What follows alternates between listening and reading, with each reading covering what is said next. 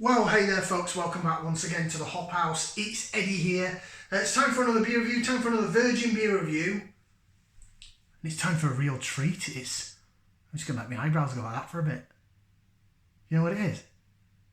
It's box ticking time. If you just found us here, I'm going to leave that in. I don't know why. I'm just in one of them silly moods today.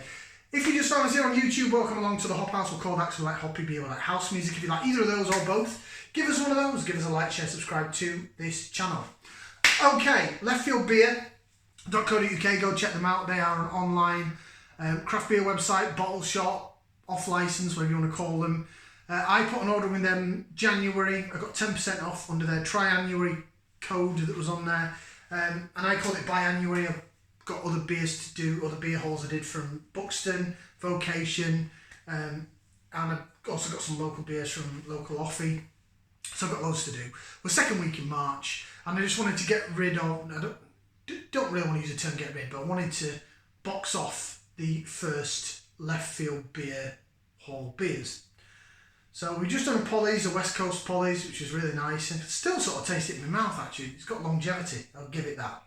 But these next two are the box tickers for me, the real treat. I treated myself to this beer haul with some leftover birthday money. And we're going to Manchester and to Cloudwater. Cloudwater Brew Co., who have done some phenomenal things in the craft beer world. They won Best International Brewery overall in the world ever back in 2018, 2019. Not that long ago.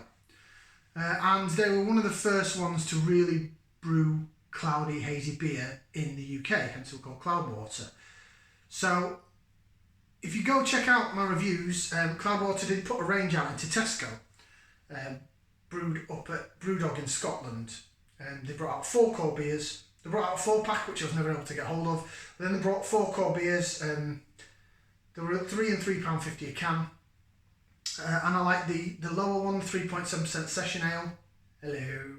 And I like the IPA. Yeah! The other two in the middle were a bit near. But those are... And the Cloudwater Rock Leopard one that's in the 4-pack. That was... what a beer that is. But they're my only experience of so-called Cloudwater beers. So when I made this beer haul, I thought, you know what, I'm going to treat myself to some proper Cloudwater from Manchester. And let's see how it holds up. So, do you want to see what we're going to review? Okay, so I'm a bit excited for this. So this is a Cloudwater DDH Pale, double dry hopped pale. You're probably not going to be able to read what it says because it's on a white writing on a white background. I'm struggling. It's got a picture of a crow on it, and that writing there says slowly turns the key. So that's the name of the beer. Below it tells you the hops, which is Mouteka, and Mosaic. So Kiwi and American, double dry hop pale, and it says a twist on one of our most popular recipes, and it's 5% ABV in a 440ml can. Cloudwater logo again is there, but you're probably not going to see it very well because it's white writing on a white background. If I hold it up to the natural light, I can see it anyway. It sort of shines off a bit. Well, let's get it out into the glass. I'm going to use my Thornbridge glass, which fits 2/3 of a pint in a 330ml, so I'll have to top it up halfway through. Be a good point to see if you can see some sediment actually a bit later on in the beer. So here we go then. This is my first proper Cloudwater beer. Let's pour it out in the glass.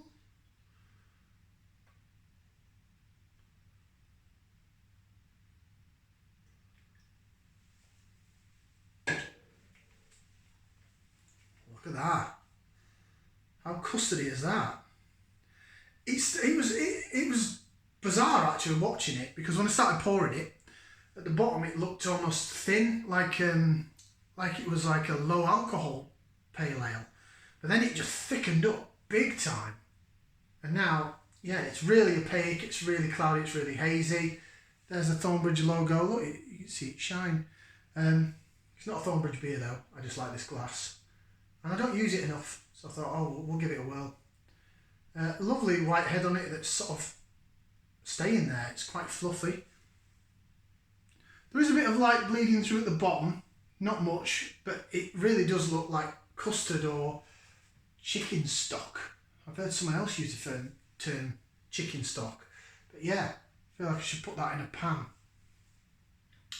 Along with some chicken breasts or thighs or something. Make a stew. Right, that's what it looks like. I'm very impressed with the appearance. I never thought, going back, say like 10 years ago, way before I started this channel, I used to like my real ales. I used to like Best Bitters and Blonde Ales and stuff like that. And if I'd see that, I'd be like, my God, what on earth are people drinking that for? It's like cloudy piss. It's like a really bad sample you take to the doctor. And now when I look at this and I just think, holy crap, that looks amazing. How times change, how your taste buds adapt, how people change. You go through, I'm going to go a bit deep here, so I'm just going off tangent, bear with. But you go through stages in your life, you know, I mean, I'm 41 now. Sometimes I feel 50, but I'm 41. And sometimes when I see some of the younger kids going out and I think, you know, my God, what they're wearing, oh my God, what they're doing, you know, they've got no respect. But then I think there's probably a time in my life when I was 19 and I probably dressed, the way I dressed probably looked to other people like, he looks like an idiot, what's he doing? So you tend to, I think it's just part of maturing in life. Your aspects on life, your thought processes are different. And you just look at things differently. And I've looked at beer differently. That's what I'm coming back now to my actual point. I've gone off on a tangent and I'm coming around full circle. So this to me 10 years ago would be like, what the frig are you drinking? And now I'm like, oh, let's get it in me gob. Let's get it down my neck. Right. Before we do that though, we're going to get some aroma. So it's aroma time. Let's put that in there. We're going to give it a whiff. See what we can sniff. Ooh. Nice, nice. It's punchy, it's fruity. You can tell it's a blend of kiwi and American hops.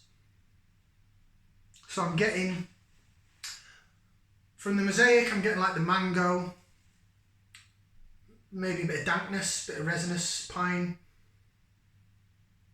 in the background. But I'm also getting from the kiwi hops, like a grape and gooseberry element. I really quite like gooseberry in beer. Gooseberry and grapefruit probably. Gooseberry, grapefruit and pine are probably my three favourite flavours. Does smell gooseberry, bit mangoey, bit piney, bit grapey. Smells lovely. Should we go ahead and give it a try? Go on, I'm 8 minutes in. Let's do this. My first ever proper Cloudwater beer.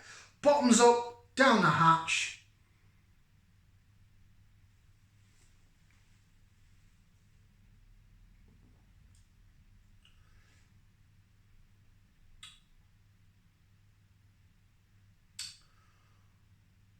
Oh.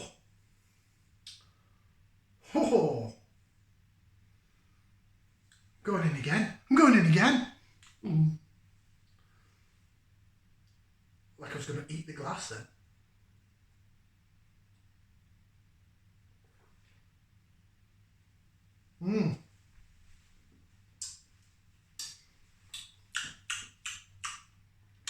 Oh, that's tart. It's zesty and tart. It's not sweet. It's very flavoursome. It's very fruity. It's very zesty and tart and zingy. And ooh, wasn't expecting that.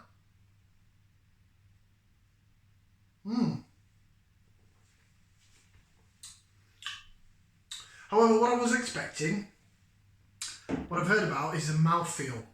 That is up there with Daya and the Pollies and everything else in terms of soft, inoffensive carbonation. It feels like it's still clinging on the side of your mouth, a bit like the Pollies. And I've just had the Pollies, and maybe that one beer can affect another one that you have. But wow, what a beer. That's lovely. That is, yeah. I'm getting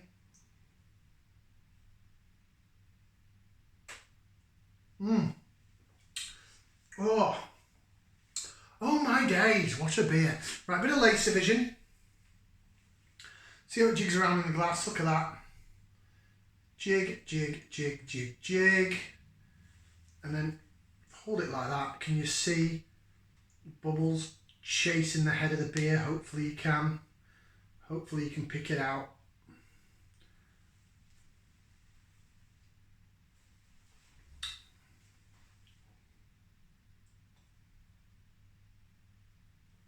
That's incredibly soft carbonation. Right, let's get the rest of the can out. Jig it about a bit. Let's see if we get any floaters. Do I get any floaters? Floaters. Not that I can see, but it just looks as bloody hazy as it was before. Oh, it's really piney. It's gone even pinier now. Still that gooseberry element there as well, probably from the kiwi hop.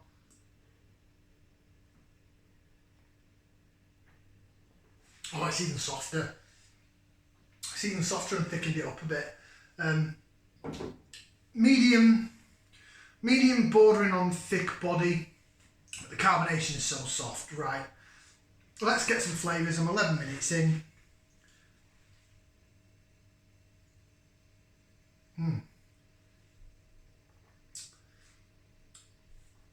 Get a little amount of malt down the middle of the tongue, but not much at all. It's all down the sides where this big bad boy works, where this baby hits you. Pithy, but tart and fruity and zesty. There's not hardly any sweetness in this beer. Thought it might have sweet down the middle of the tongue. It's like, excuse me, it's like a tart fruit juice. Well, I'm getting earthy notes now. Earthy. Probably from the Mosaic.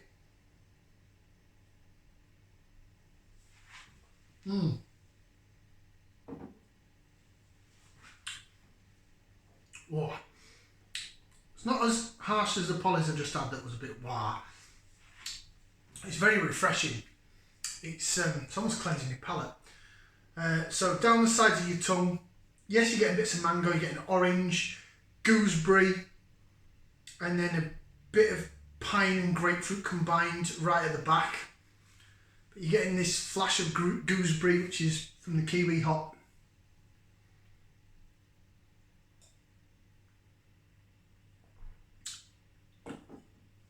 Definite gooseberry notes there, definitely.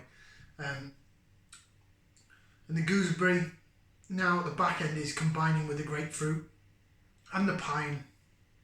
So it's sharp, it's zesty, it's stunning. The mouthfeel is crazy. That is bloody lovely, and now I can see, in all honesty, what the fuss is about with the Cloudwater. It's double dry hop pale. If I compare that to the Tesco Cloudwater double dry hop pale, Tesco, that Tesco beer pales in comparison. See what I did there? That's stunning. That is lovely. The mouth feels lovely. The flavour, I like how zesty and zingy it is. It's beautiful. It's going to get 2 thumbs up and 2 feet. I can't get them in the video, but it's 4 limbs out of 4. It's a top quality scoring beer. I've got one more to do as well. So like, share, subscribe if you haven't done already, and we'll do the next one next. Ciao for now, people. Tart and lovely. Bye.